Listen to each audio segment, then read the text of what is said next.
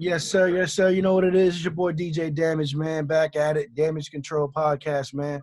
We on this episode 23, man. We got the homie, man, Mike Smiff. What's up with you, my brother? What's up, man? I've been, working all day, and I had a luxury to have a job where I could drink and smoke on the job, and I'm telling you. I'm feeling real good. You know what I'm saying? Yes, sir. I Yes, sir. appreciate y'all, boy, having me on here, man, on the platform, man. What's Yes, sir. good? Yes, sir. What's good with it, bro? Yo, Miami's looking good right now, man. You know what I'm saying? I'm excited about what's going on the rap shit, on the sports shit, on the Everything. we got a wave right now. You know what I mean? Yeah. Everything. Y'all boys probably gonna get a cookies down there soon. I've been hearing, and Lord. Good right now, man. We just got word they finna open it back up. We back in the strip club, baby. Yes, sir. Yes, sir. In other places I've been going to strip clubs, been open, but they don't get naked like they do at the crib. It's different. They busting wide open down here. You know what I'm saying? Yeah. I used to live in West Palm Beach, so I used to be at the office all the time. Yeah. And G5 when it opened, I was probably like one of the first ones to step in that building when it opened, dogs. Crazy shit. Okay.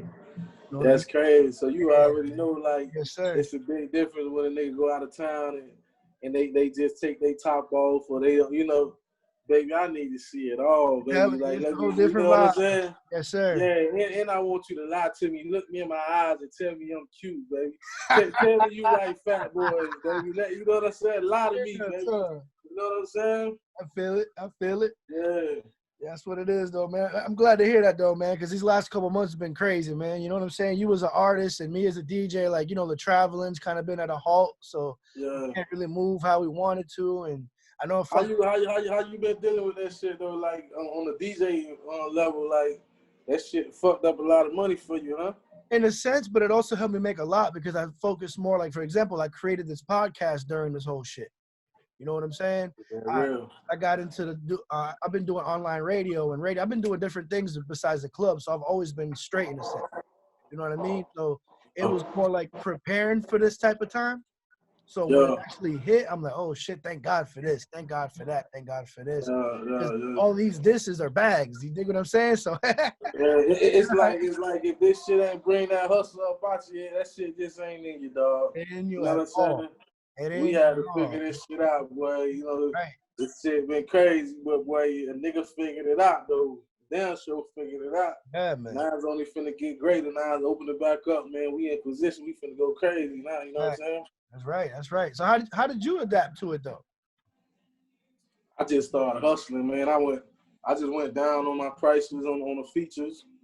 Man, I went again the specials out on the features, and I went crazy. You know what I'm saying? Man, I no exaggeration, I probably did over 100 features during this pandemic shit. I'm talking about, I was doing 7-8 features a day. You know what I'm saying?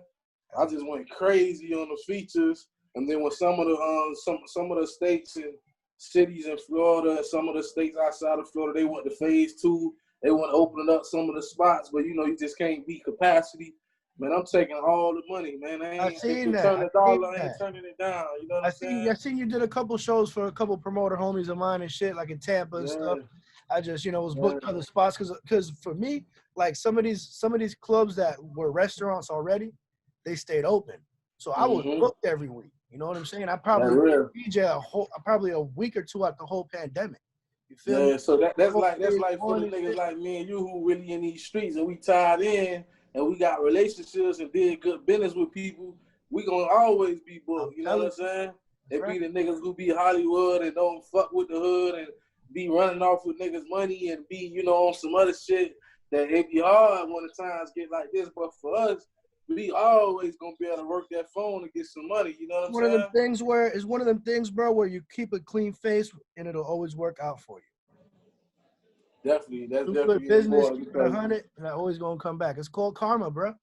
You know what I'm saying? This shit a small world, boy. When it comes to whatever hustle you in, it's a small world. You gonna run across a nigga ass, so you gotta keep your face clean, man. You know what I'm saying? Right. So what's good though, man? What the big booty girls at, man? You got no girls over there? Nah, man, we in the studio working, man. You know how it goes, man. You know what I'm saying? Oh, you locked in. You going straight home when you leave Sir. there, huh? Right now, I'm going to another city, man. You know what I'm saying? Ooh. Yes, sir. You know what's going on. Man, nigga working, It's man. open That's back what up, it is. man. You know. Yes, sir. Yes, That's sir. real. That's real. How'd you get into the music though, man? Like what got you into this to begin with, man? Let's take it back. Man, I've been rapping, man, for long as I've been able to read, man, for real. You know what I'm saying? I always been in love with music and poetry and, you know, just words. You know what I'm saying? I hated school, but I love language arts, you know what I'm saying, in English. And I like to read, I like to write short stories, you know what I'm saying? I wrote movies and scripts and plays and, you know, I ghostwrite for people. I write R&B shit. I do all type of shit. I literally like get paid off nouns and verbs for real. You know what I'm saying? That's right. But I'm talking my second grade. I almost got kicked out of school for writing the rap. You know what I'm saying? Oh man. You know, like second, third grade. You know, this the time with anthrax and all the threats and all this shit going on. The 9/11 and man, I'm writing a rap in class. And you know how the teacher thinking a nigga writing a love letter or something and try to embarrass you and read it in front of the class. And it ain't nothing but some gangster shit. You know what I'm saying? Bars for the class. Nothing but some gangster shit. Second, third grade, I'm talking gangster shit. Shoot them up, bang, bang, and kill this and kill that. And them motherfuckers thought it was a goddamn hate letter. You know what I'm saying? They tried to expel me from school and all type of shit. So I literally been in love with this shit all my life, man. And you know, I just found out how to make some money from it. That's the only difference. You know what I'm saying? Right. You turn it into a business, another. You know what I mean? That's what's up. Definitely. Yeah. Who are some of your influences coming up, man? You know what I'm saying? Who are some artists you listen to came up? You know, Trick Daddy Dollar, my number one influence. You know what I'm saying? He's my mentor as well. You know what I'm saying? And you know, growing up, man, I liked it. Tupac, man. I liked it. Scarface, Andre 3000, Jadakiss. You know what I'm saying? I was on them type of vibes. You know what I'm saying? P.D. Pablo and you know the Hot Boys and BG and all them boys, Juvenile. You know what I'm saying? Yeah, I was on that shit. Cameron and the Dipset, like them, you know, niggas that had that culture. And when I listened to their music, I knew where they were from. I like them niggas like that. Master P them, you know what I'm saying? When I listen to them niggas' music, what they'll tell you, you could go anywhere in the world just by listening to music. That's what I used to love about this shit. I'm telling you, bro. It done changed now. You listen to, you don't know what nigga from, you listen to him now. But back then, niggas had culture. You hear a nigga beat, you hear a nigga slang, and to see how the niggas dress, the way they vibe, you know what I'm saying? And you knew, like, oh, these some New Orleans niggas, these some Harlem niggas, these some Miami niggas, these some, you know, some Tennessee niggas, 3-6 Mafia and all them niggas, 8 Ball, MJG, you know what I'm saying? 50 Cent, you know, I grew up on all that, you know what I'm saying? And, you know, that's what influenced a nigga. And I always try to keep that culture and let a nigga know when you hear me, when you see me, this some Florida shit going on. A whole lot of Dade County shit, South Florida shit, Florida period, you know what I'm saying? I try to keep my beats and my vibe and my lingo some Dade County, Florida shit, you know what I'm saying? Of course, for sure. I dig that. So you're from the crib originally, right? You're originally from Miami? Yeah, born and raised right here in Miami, man. Down south, South Dade, Naranja, Homestead, Perrine, Florida City, like, you know what I'm saying? South Miami Heights, Greenville, Cocaine Grove, like that. Those my stomping grounds, like, you know what I'm saying? Legion City, all that there. How was that coming up for you, man? Like growing up and shit. How was it in Miami growing up, man? Tell me Man, Miami was like some real culture shit. Like, we had our own vibe, our own lingo, our own style. You know what I'm saying? Y'all always have, bro. Y'all always have. Yeah, man. Like, there was the glory days. Like, and I'm a 90s baby. I ain't no old, no, you know what I'm saying? I ain't in the 70s or the 80s. I'm a 90s baby. So, like, I can't go back that far, but just me growing up, we just had pride in our own vibe. You know what I'm saying? We had the donks and the lacks and the capris and the corduroys and the dicky suits and the gold teeth and the dreadlocks. Yeah. You know what I'm saying? And that was our vibe. You know, we ain't do the lean and shit. And we niggas, ROG smoked the cocaine with weed. You know what I'm saying? We call it boom. They put the cocaine in the cigarette. We call it topple. You know what I'm saying? Yeah. That was the drug of choice. If you wasn't on cocaine, you was on ecstasy. You know what I'm saying? And now niggas on lean and niggas on all type of perks and all that shit. And we ain't wear purses and we ain't like our jeans too tight. And you know what I'm saying? That was just our vibe, dog. And you know, I miss them days. And hopefully I can bring it back, dog. I just gotta show these young Times niggas is how to different, step. You bro. know what I'm Trust me. saying? I know it, man. I know Yeah. growing up, you see, like, people, like, it's like the clothes got tighter as the years went by. Tighter You know what and I'm saying? tighter, man. It's Niggas like went from tall tees, being 5 foot, wearing tall tees and shit, to fucking wearing 5T. You know what I mean? 5T, they wearing baby clothes. I'm telling you. Man, I seen a full blood stepper, man, like full grown, like real deal shooter. Nigga had a Chanel bag on, man. Like, come on, man. We ain't doing that, dog. With the Take 30 that purse off, man. That's a purse, man. Take the purse off, man. Get you a wallet, my boy. You know what I'm saying? Telling you. I don't know, man. It's just like, it's just the end. I feel like, to be real with you, bro, like the internet really is like social media is the reason for this, bro. Like, for all this like clown shit that you see nowadays. Because back then, where you really had to earn your respect, there was no social media, bro. You know what I'm saying? If you I was feel known, like you the was known internet for it. definitely like responsible for shit because niggas can pull inspiration from everywhere now. You know what I'm saying? You can go online and see what's going on in Texas and Atlanta and LA and New York and Virginia, and, you know, and everybody's influenced by so much shit because we have access to the world at our fingertips. You know what I'm saying? No, but back then, we only knew what was in our neighborhood. We didn't know how them niggas in Virginia and them niggas you in had to Atlanta tune and into them the niggas. radio to hear the new records dropping. That's it. We heard the radio. We heard, you go on know, the blog site. yeah, God has already uploaded.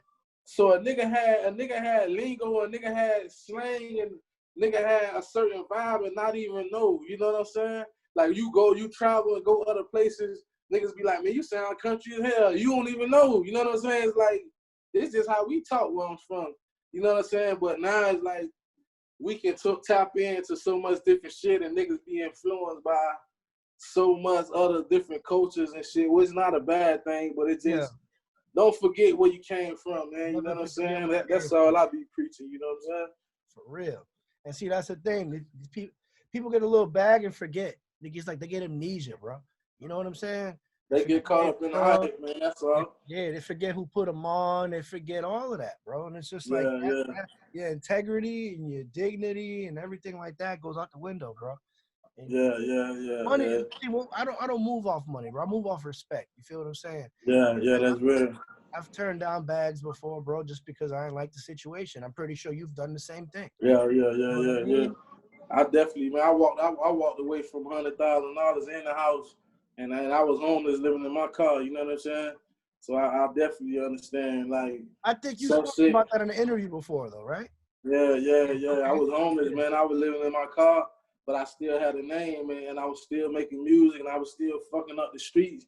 I was still moving around, hustling, doing shows, doing features. You know what I'm saying?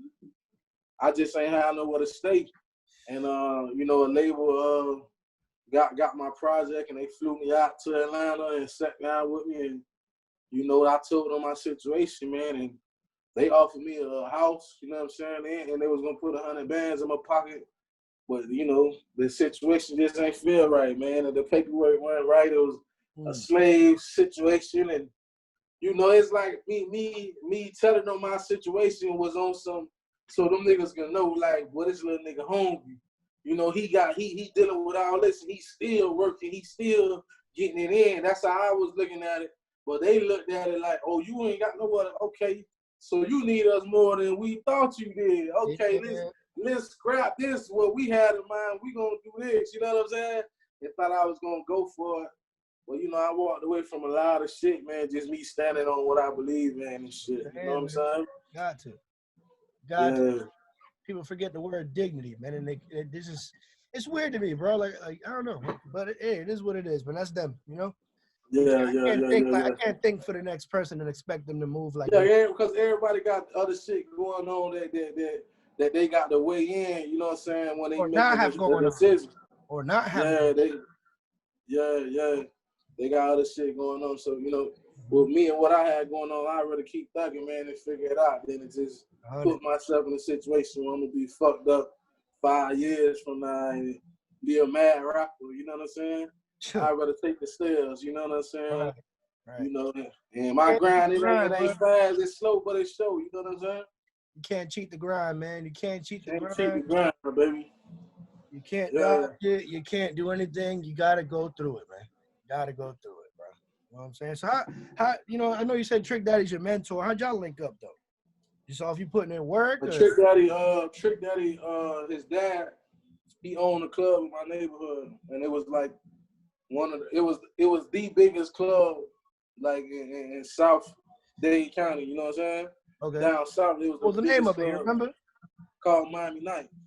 That motherfucker hold 1,500 people. That motherfucker huge. That bitch was packed there Friday, Saturday, Tuesday, Wednesday. That motherfucker wall to wall. You know what I'm saying? And the club was in the middle of my neighborhood, so you know we ran that shit. You know what I'm saying? We that bitch 80, 90 deep every night. You know what I'm saying? And, you know, I got 3-4 songs in the club. When that bitch come on, they about to tear the fucking club up. You know what I'm saying? And we just moving so strong, and just we had a stronghold on the whole city. And it was impossible for him not to notice the movement that a nigga had going on. And you know, he reached out like that. We started out. They said he called me and he asked me to perform for his birthday party one year. And then we just went from there, man. And went to the building. He invited me to the studio, and we just felt each other out. At first, it was kind of like, you know, kind of like weird a little bit because a lot of niggas at the time that was around him ain't fuck with niggas that was around me, and my niggas ain't fuck with his niggas, and you know, some real hood shit. So you know, we had to cipher through a lot of the bullshit, and you know, and man, that nigga like a father figure to me for real now. You know what I'm saying? It's fine. Cause I hear him bigging you up all the time. Like he was I seen him on Fat Joe's platform bigging you up. Yeah, that's my main man right there, man. I'm mad I missed the birthday party. He had a birthday party last night. I ain't get a chance to make it. A pool party. I seen them motherfuckers off the chain too, man. I was in the studio. Man. I couldn't make it, man. Yeah. So what you got coming up, man? Anything you want to let people know that you got coming up? Anything you working on, man? Right now I'm definitely finna drop some new music, man. I'm getting back to the basics with my music. I was doing a lot of music for the label, like as far as the radio and different little shit like that. So now I'm back on my street Paying the bills. I had to pay the bills, you know, because if people pay attention, you know, I got like 3-4 songs that got picked up by TV shows and movies and shit. Like, well, Mike, I appreciate you coming on here, man. I appreciate you taking your time, my brother.